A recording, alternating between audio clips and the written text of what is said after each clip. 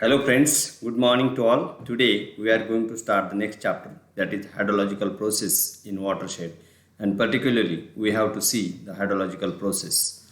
So which processes includes into the hydrological process, we have to see that is precipitation, interception and infiltration. We have to see one by one how these processes are and how what is the meaning and the concept of these processes. So, as you know that watershed constantly undergoes in the action and reaction of many hydrological components. For the proper management of watershed, these components should be taken into consideration. Unless and until we do not consider these processes, which process is smoothly going on and which process is having a problem or barrier, then till we could not understand how uh, we can do the watershed management. So it is necessary to know about the things whatever is happening over there in the watershed.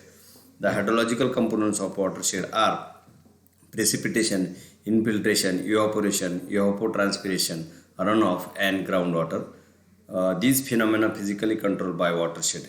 As you know that in the watershed, hydrological phenomena are important, and if hydrological phenomena completely undergoes very in a smooth way, then it is possible to do the watershed management, and that hydrological processes are completely controlled by the physical things whichever found or whichever available in that particular watershed.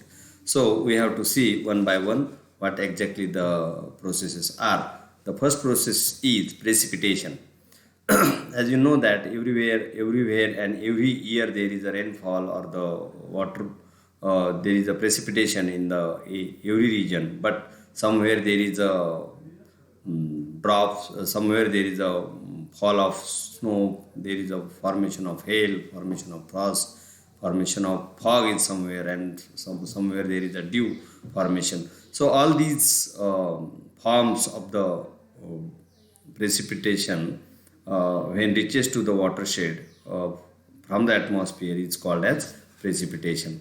So as we are considering in general we are considering that whenever there is a rainfall, that is only precipitation, but that is not so. The rainfall even in the fall in the form of snowfall, hail, frost, fog and dew. So these all are the forms or the phenomena of the precipitation which we received from the atmosphere, that is included into the process of precipitation. As you know that rainfall is a common phenomenon in India, but these snowfall, hail, frost, fog and dew are very uncommon. Most of the time it is not found, and wherever there is a favorable condition, at those places only we can see these phenomena. So if we think about the India, snowfall course occurs in Himalayan ranges and other forms found wherever there is a favorable condition. As you know that in the winter season there is a fog. If the favorable condition is there, then there is a hail, and somewhere there is a frost. And snowfall mostly occurs in the mountainous region. And if there is a chill or cold condition is there, then there is a formation of snowfall. So it requires a favorable condition. So this also includes into the process of precipitation. So this is the diagrammatic presentation of the precipitation. So as I have explained, whenever there is a rainfall or the snow or dew or fog or frost in the form of in any form out of this, then this is called as precipitation. And this is the diagram. We can see how raindrops are falling on the surface of the earth, and once it falls on the surface of the earth, it starts to move ahead, that is called as surface runoff. And some water gets percolate, some water gets stored, and these are the related concept of the watershed. So what is the which are the forms of precipitation we have to see? First form is rainfall. It is the main form of precipitation. When water drop size is larger than 0.5 mm, it is called rainfall. We have already experienced many uh, types of rainfall, means showering. Somewhere there is a showering head, somewhere there is a light rainfall, heavy rainfall, somewhere there is a continuous rainfall, and many more. So these forms of rainfall or types of rainfall is completely depend on their sizes of the water drops. So there are three types of rainfall according to the occurrence. If the size of the or the occurrence of the rainfall is 2.5 millimeter per hour, then it is called as light rainfall. If the rainfall is occurring 2.5 to 7.5 millimeter per hour, then it is called as moderate rainfall. While as in if the rainfall is occurring 7.5 millimeter per hour, then it is called as heavy rainfall. So these are three types according to the occurrence of the rainfall. And the second one is snow, formed up to several diameter. It is composed of ice crystals in the hexagonal form. New fresh snow has an initial density from 0.06 to 0.15 gram cubic meter and cubic centimeter, and the average value is assumed to be 0.1 gram cubic centimeter.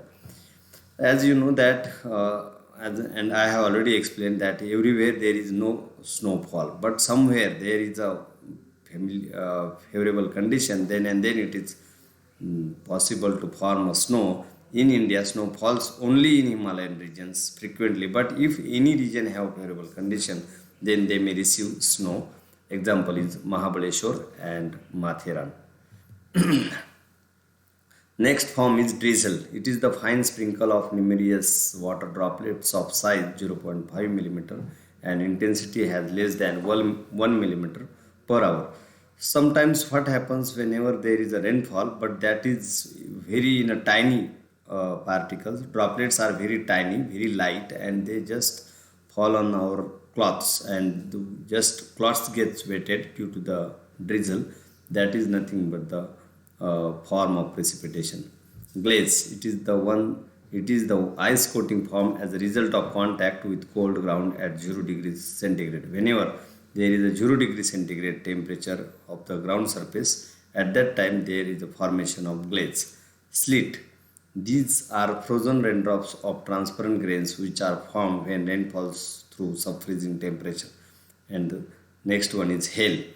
It is the precipitation in the form of irregular lumps of ice size more than 8 millimeter. Hail occurs in the violent thunderstorm in which vertical currents are very strong. There are conical, spherical, and irregular in shape. Again, it requires a favorable condition, as I have already explained. What happens when hails are formed? Whenever there is a rainfall, water drops are falling on the surface of the earth. But if there is a vertical currents, vertical in the sense from downward to upward, if and the currents are strong, at that time whenever these water droplets are lighter, these water droplets are again thrown into the upper side, and this comes into the contact of lower temperature. Again their weight get increased, and due to the lower temperature these water droplets change into the solid, that is a hail. And that due to the heavy weight of that hail, these falls on the surface of the earth. These are varied in shape, and these shapes are likewise, that is the spherical shape, uh, conical shape, and irregular shape. Spherical, conical, and irregular shapes are there. So this is again one form of precipitation. And next one is dew. Dew is formed directly by the condensation on the ground, mainly during night when the surface gets cooled by outgoing radiation. In the winter, even you can see the dew on the leaves of the plants and the grass. Somewhere there is a dew formation on the leaves and leaves of the plants. So this is the one form of precipitation. So how precipitation occurs and in which form it occurs, that determines the types of precipitation. There are four major types of precipitation. One is frontal precipitation, convective precipitation, orographic precipitation, and cyclonic precipitation. Next process is interception. Precipitation that does not reaches to the ground but is instead intercepted by the leaves, branches of plants and the forest floor. As you know that everywhere there is no barren land or there is no open land, but somewhere there is a plants, forest, vegetation cover and canopy is there. At that time, what happens? Whatever the rainfall is there or raindrops are there, these falls on the leaves of the plants and it get intercepted. It get stopped over there or remain over there. That is nothing but the interception. The water which does not reaches to the ground but it instead intercepted by the leaves or the branches of the plants and the forest floor is called as interception. Next one is infiltration. The flow of water through soil surface is called infiltration. Rainfall, runoff, transpiration of plants and evaporation from soil surface of the watershed largely depends on infiltration. Infiltration fills soil moisture deficiency and excess water moves towards the groundwater storage. This part of water is called as percolation. The maximum rate at which the soil in any given condition is capable of absorbing water is called infiltration capacity. So whatever the amount of water, whatever the quantity of water get absorbed into the soil, into the crust, into the surface of the earth, that is called as infiltration. And infiltration from rainfall and depression is shown in this diagram.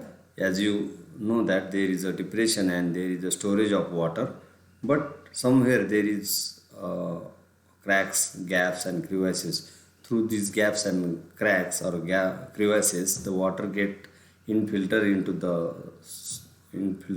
the ground, and that is the that is stored into the ground or in the crust.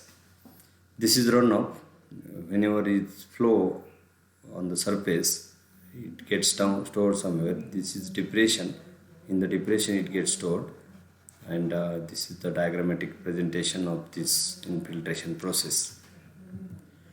So everywhere it does not occur. Some factors are there which controls the infiltration, and which are those we have to see. Intensity of rainfall. How much rainfall is there? How much intensely rainfall is occurring? If light rainfall is there, there is less possibility of infiltration. If heavy rainfall is there, then there is a possibility of the filtration. Duration of the rainfall, how much time it falls or it occurs, that also determines. For a short period, if it occurs, infiltration process will be less, and if it occurs for a longer period, then there is a more possibility of the infiltration. Temperature also determines. If high temperature is there, then it controls the infiltration, and if less temperature is there, then there is again a different form or difference in there is a variation in the infiltration. Soil characteristics. If soils are very rigid and coarse, then there is less possibility of infiltration. But if fine and smooth particles of the soils are there, which absorbs more water, which allow water to get percolate, to get infilter, then there is a more possibility of the infiltration. Vegetation cover. It is a very common thing that if the vegetation cover is there, then it does not allow to flow water, or there is a less runoff, and obviously there is a more infiltration capacity or more infiltration of water will be occur. Urban areas, as you know that there is a roads and cement buildings are there which do not allow to get percolate or to get infiltrate the rainfall water, and that's why there is a barrier in the urban areas to get infiltrate the water. entrapped air in a soil pores. That means if soil pores are trapped by the air, then it does not allow to get infiltrate the water. But if there is a vacuum, if there is a pores, easy pores, then it easily get infiltrate. Turbidity of the water also affect on the infiltration and compaction of the soil. If compact soil is there, it does not allow to infiltrate the water. But if the soil is very soft and very smooth, then it allows to get infiltrate, and that's why there is a more possibility of the infiltration. So this is all about the three hydrological processes which occurs in the watershed.